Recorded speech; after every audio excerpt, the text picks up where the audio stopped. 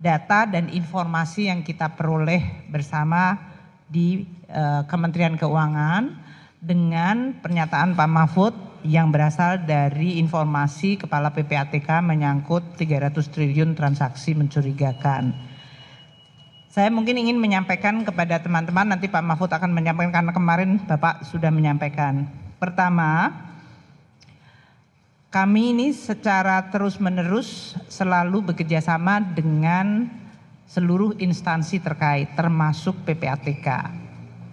Semenjak 2007 ya, kemarin yang disebutkan 2009 ya, ini 2007 sampai dengan 2023 kami menerima informasi dari PPATK sebanyak 266 surat atau data yang disampaikan oleh Pak Ivan kemarin dalam surat terakhir yang baru kami terima hari Kamis pagi jam 9 itu hanya 194. Tapi saya sudah cek karena datanya itu perlu untuk kita sampaikan ke publik ya. Jadi ternyata sesudah dicek surat dari PPATK kepada Kementerian Keuangan dari 2007 hingga 2023 mencapai 266 surat. Nah, saya ingin tegaskan ya, 266 surat PPATK ini sebetulnya 185 adalah permintaan dari kami.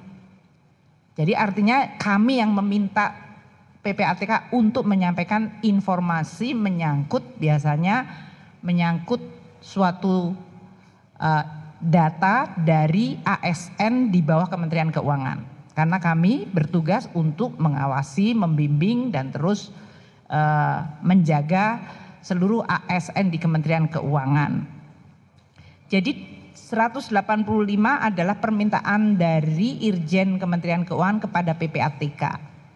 Sedangkan sisanya 81 itu inisiatif dari PPATK. Artinya PPATK menjalankan tugasnya dan menemukan adanya transaksi yang menyangkut aparat di Kementerian Keuangan, kemudian ASN di Kementerian Keuangan dan transaksinya itu disampaikan kepada kami.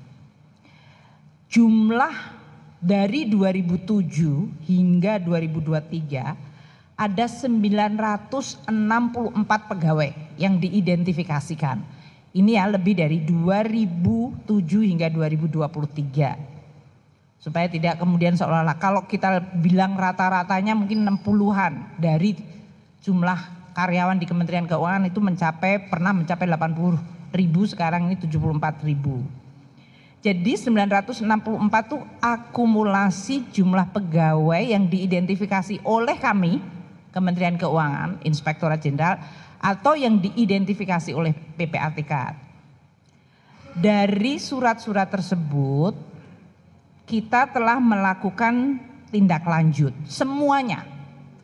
Seluruh surat yang dari PPATK yang dikirim ke kami, baik itu adalah permintaan dari kami 185 atau yang merupakan inisiatif PPATK 81, semuanya ditindaklanjuti. 86 surat kami memberikan tindak lanjut dengan melakukan beberapa pengumpulan bukti-bukti tambahan. Ini istilahnya full bucket, pengumpulan bahan keterangan. Artinya itu informasi belum memadai dan kita terus menambah informasi melalui tindakan dari Irjen menambah dan mengumpulkan bahan-bahan keterangan.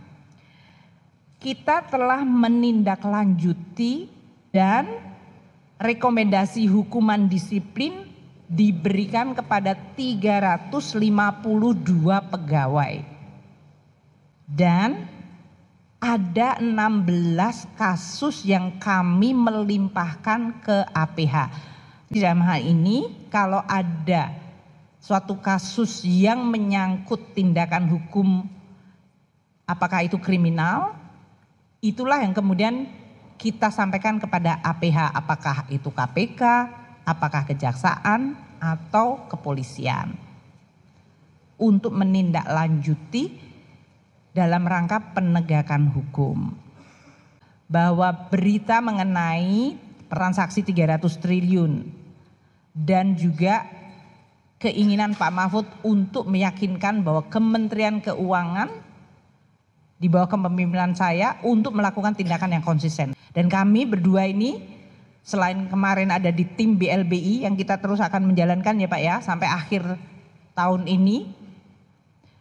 Saya juga akan senang kalau di dalam kasus ini saya mendapatkan dukungan dan juga terus-menerus dorongan dari Pak Mahfud maupun instansi lain, PPATK, APH, di dalam menjalankan tugas untuk membersihkan Kementerian Keuangan. Yang kedua, mengenai kewenangan Kementerian Keuangan di dalam menangani pegawai negeri. Kami melaksanakan tugas berdasarkan Undang-Undang ASN nomor 5 tahun 2014 dan PP nomor 94 tahun 2021 tentang disiplin pegawai negeri sipil. Hukuman-hukuman yang kita lakukan mengacu kepada undang-undang dan PP tersebut.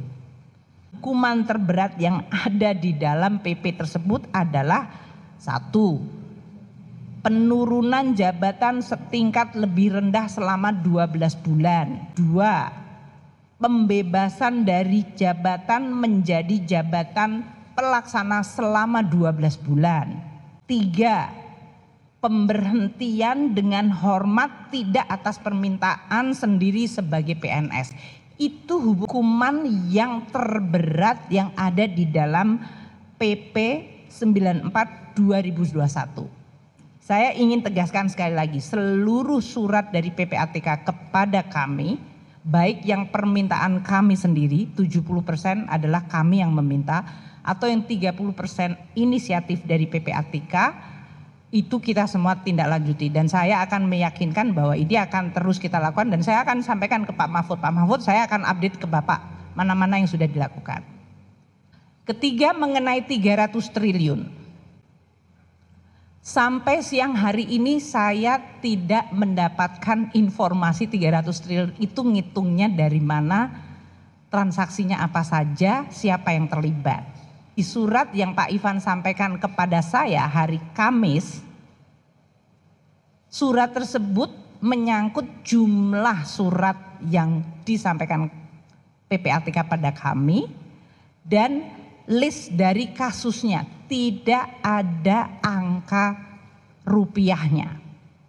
Jadi informasi 300 triliun sampai siang hari ini saya tidak bisa menjelaskan karena saya belum melihat angkanya, datanya, sumbernya, transaksi apa saja yang dihitung, siapa yang terlibat. Terakhir yang ingin saya sampaikan adalah mengenai langkah-langkah yang kita lakukan dengan PPATK untuk bisa menggunakan undang-undang tindak pidana pencucian uang. Karena ini adalah undang-undang domainnya pencucian uang yang nanti mungkin Pak Mahfud akan sampaikan. 1. Kami pajak, bea cukai terutama ini yang disorot, bekerja sama dengan PPATK untuk mengungkapkan beberapa kasus dalam rangka tugas kita adalah mengamankan penerimaan negara. Pertama, di dalam Direktorat Jenderal Pajak, kita menganalisa dan memanfaatkan laporan harta dan aset yang kita terima dan kita dari 1.129 laporan yang proaktif kita terima berjumlah 507. Hasil analisa yang dilakukan PPATK bersama kami. Kemudian memanfaatkan hasil itu untuk mengamankan penerimaan negara.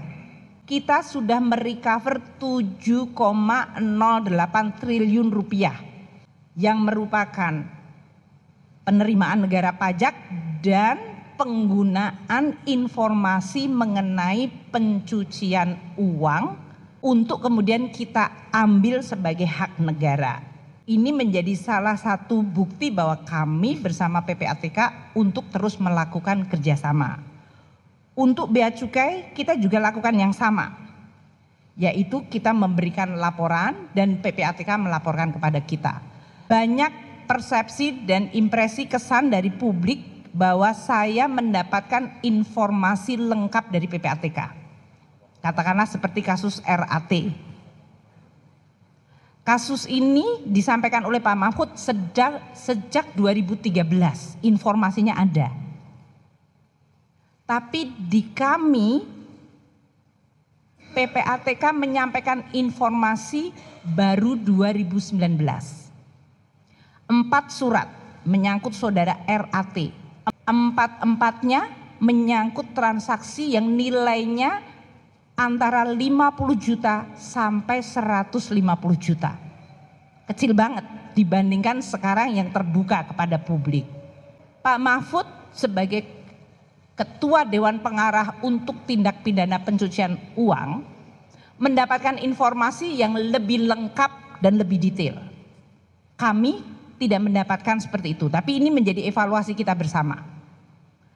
Namun banyak informasi yang detail mengenai pencucian uang itu disampaikan PPATK langsung kepada Pak Mahfud dan ke instansi aparat penegak hukum. Panjang ini di Kementerian Keuangan, saya akan meyakinkan dan menjamin kami akan pasti tindak lanjuti. Kalaupun mentok nanti saya lapor kepada Pak Mahfud, Pak ini sudah mentok, saya nggak bisa lewat dari sini atau kami tidak mendapatkan informasi lebih banyak selain yang bisa kita dapatkan. Jadi spirit kerjasama antara Pak Mahfud dengan kita akan terus kita lakukan secara erat. Karena kepentingan kita sama. Untuk membangun Indonesia lagi, membangun Kementerian Keuangan dan Direktorat Jenderal Pajak dan Bea Cukai. Membersihkan dari mereka yang kotor dan koruptif dan memberikan dukungan bagi mereka yang sudah bekerja dengan baik dan jujur. Itu adalah tugas saya sebagai Kementerian Keuangan. Saya senang dibantu dalam hal ini oleh Pak Mahfud maupun instansi-instansi lain. Semakin cepat tentu semakin baik. Ini adalah suatu pekerjaan yang akan terus kita lakukan sebagai satu tanggung jawab bendahara negara melaksanakan tugas mengelola keuangan negara dengan baik. Mungkin itu dari saya. Pak Mahfud, monggo.